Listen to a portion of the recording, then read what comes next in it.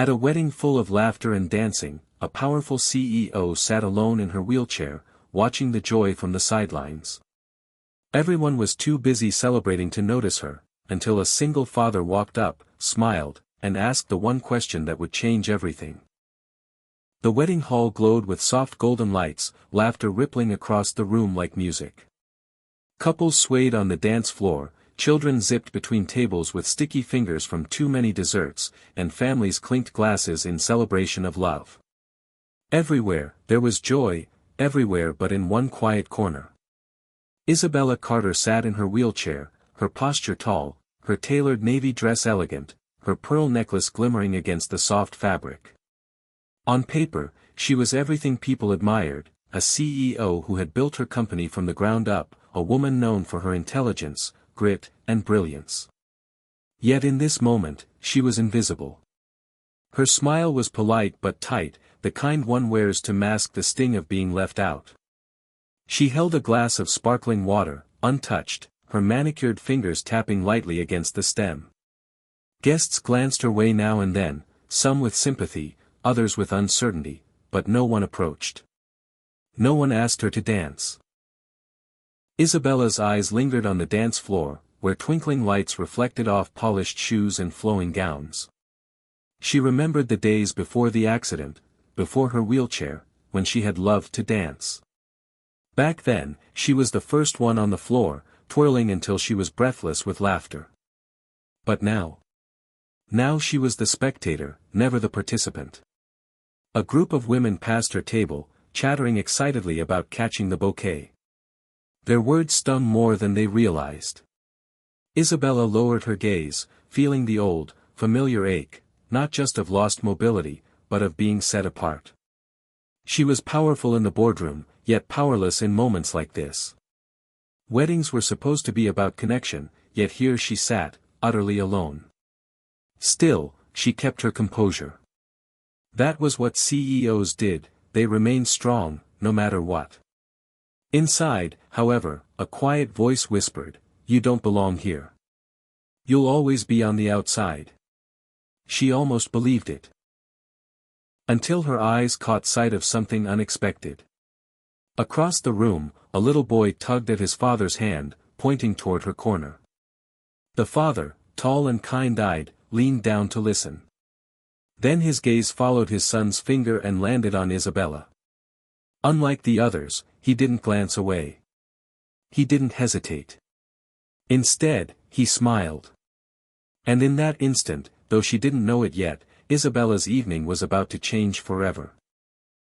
At a wedding full of laughter and dancing, a powerful CEO sat alone in her wheelchair, watching the joy from the sidelines. Everyone was too busy celebrating to notice her, until a single father walked up, smiled, and asked. Isabella blinked in surprise as the father and son made their way toward her table. The little boy, no older than 7, clutched a toy car in one hand, his bow tie slightly crooked, his steps full of the carefree boldness that only children carry. His father followed with a steady grace, his suit simple but neat, his smile warm in a way that immediately softened the edges of the room. When they reached her, the boy leaned onto the table, his big curious eyes studying her wheelchair without judgment, just innocent fascination. Then he grinned. "Hi. I'm Ethan. Do you want to see my race car?" For the first time all evening, Isabella laughed, a genuine sound, light and unguarded. "Hi, Ethan. I'd love to."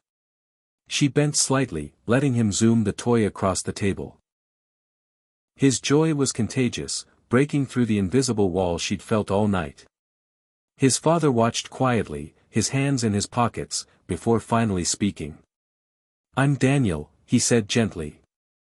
"And this little troublemaker is my son." Isabella smiled, feeling strangely at ease. "Isabella," she replied. Her name felt softer in his presence, less like the title of a CEO, more like just, herself. Daniel tilted his head slightly, studying her not with pity, but with genuine interest. "You look like you've been sitting here too long," he said with a teasing smile. "I was wondering, would you be my date tonight?" The words caught Isabella completely off guard. Her heart skipped, heat rising to her cheeks. She almost looked behind her, certain he was speaking to someone else. But no, his gaze was steady, directed at her, inviting and sincere. She hesitated, the old doubts stirring. Does he see the chair? Will this just be another act of pity disguised as kindness? But then Ethan tugged on her hand, grinning ear to ear. Yeah. You should. Daddy's a really good dancer. And I bet you'll have fun. Isabella's throat tightened. For so long, people had avoided her, or treated her like fragile glass.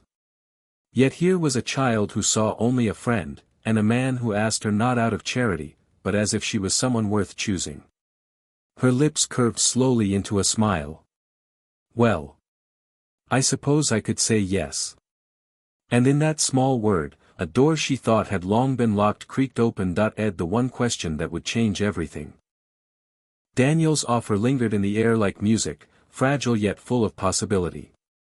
Isabella felt the weight of the stares around her, the subtle glances from nearby tables, the quick whispers she had grown all too familiar with.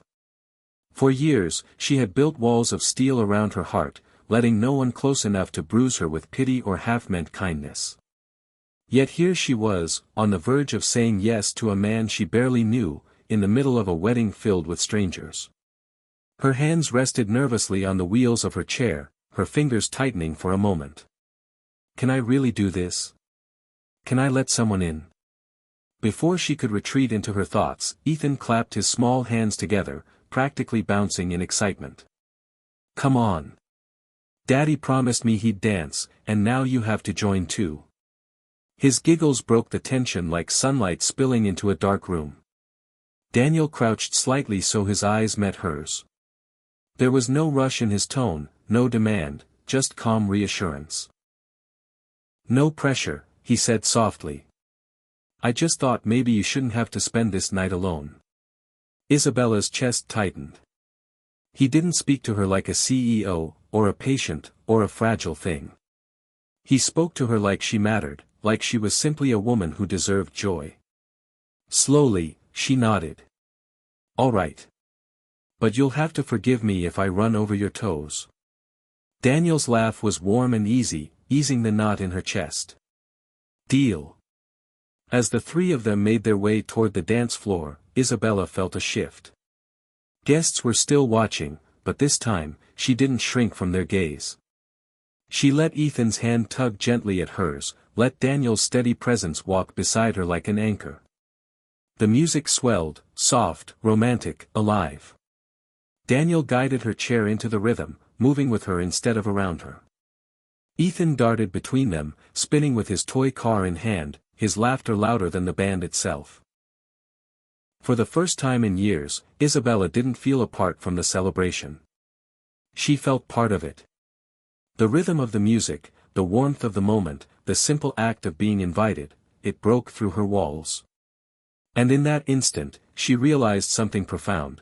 Sometimes the bravest thing you can do is say yes to kindness.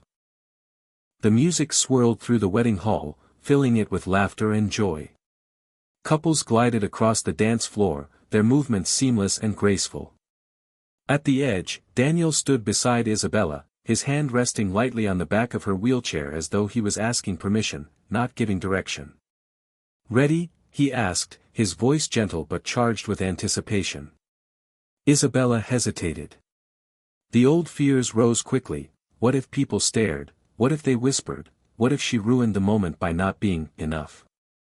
For years she had carefully avoided situations like this, shielding herself behind professionalism, behind control. Vulnerability was dangerous. But then she caught sight of Ethan twirling in his little bow tie, his smile wide and unburdened. He wasn't worried about appearances, he was simply living the joy of the moment. Drawing in a steadying breath, Isabella nodded. Ready. Daniel gave her a reassuring smile and, with subtle movements, began guiding her chair in rhythm with the music. At first it felt awkward, her wheels turning hesitantly as the melody played. But soon Daniel leaned closer, lowering his voice so only she could hear. Don't worry about them. Just focus on us. Something inside her shifted. She lifted her chin, let her hands rest on the wheels, and began moving in harmony with him. It wasn't a tango or a waltz, but it was theirs, a dance of trust, of courage, of stepping into the unknown together. Gasps rippled through the crowd, but this time Isabella didn't shrink from them. Instead, she felt lighter, freer, as if the stairs no longer carried judgment but admiration. Whispers softened into smiles. And then, something extraordinary happened. A cheer rose from one corner, followed by clapping, and soon the entire hall joined in, applauding her bravery, their rhythm syncing with the music. Isabella's eyes brimmed with tears, but not from shame. This was something new, something long buried. For the first time since the accident that had put her in the wheelchair, she wasn't defined by what she had lost. She was celebrated for what she still had, the strength to show up, to live, to love. Daniel's gaze caught hers, steady and kind, as if he saw not her chair, not her title, but her heart. "You're incredible," he whispered. And for once, Isabella believed it. As the final notes of the song faded, the applause lingered, echoing like a warm embrace throughout the wedding hall. Isabella sat breathless, her cheeks flushed, her heart racing, not from fear, but from something she hadn't felt in years, belonging. For the first time in a long while, she hadn't been the CEO in a wheelchair, or the woman set apart. She had simply been Isabella, a woman who dared to dance. Daniel crouched down to meet her at eye level, his son Ethan bounding to his side. "See? Told you it would be fun," Ethan said, his grin innocent and pure. Isabella laughed, the sound spilling out of her like sunlight breaking through clouds. "You were right," she admitted softly, glancing between father and son. "Both of you." Guests approached, offering warm words and gentle encouragement. Some wiped their eyes, moved by the sight they'd just witnessed. Isabella felt a pang of wonder. People weren't pitying her. They were admiring her courage. And it felt liberating. As the evening went on, she found herself no longer on the sidelines but surrounded by conversation, laughter, and kindness. The invisible wall she had always felt between herself and the world seemed to dissolve. Daniel never strayed far, his presence steady and reassuring, not because she needed him, but because he wanted to be there. Later, as the crowd began to thin and the music softened, Isabella found herself sitting quietly near the garden doors. The moonlight spilled in, painting silver patterns across the floor. Daniel joined her, resting his hands in his lap, thoughtful but relaxed. "You know," he said, glancing at her with a warm smile, "sometimes the bravest thing isn't running a company or being strong for everyone else. Sometimes it's letting yourself be part of the moment." Isabella's throat tightened, but in the best way. She realized he was right. For years, she had measured her worth by her titles, her resilience, her ability to prove she was enough. Tonight had shown her something different. That vulnerability wasn't weakness, it was connection. Looking at Daniel and Ethan, she felt a quiet certainty take root. Life didn't end with the challenges she carried. It was still full of laughter, companionship, and perhaps, even love. She smiled, her voice steady but filled with emotion.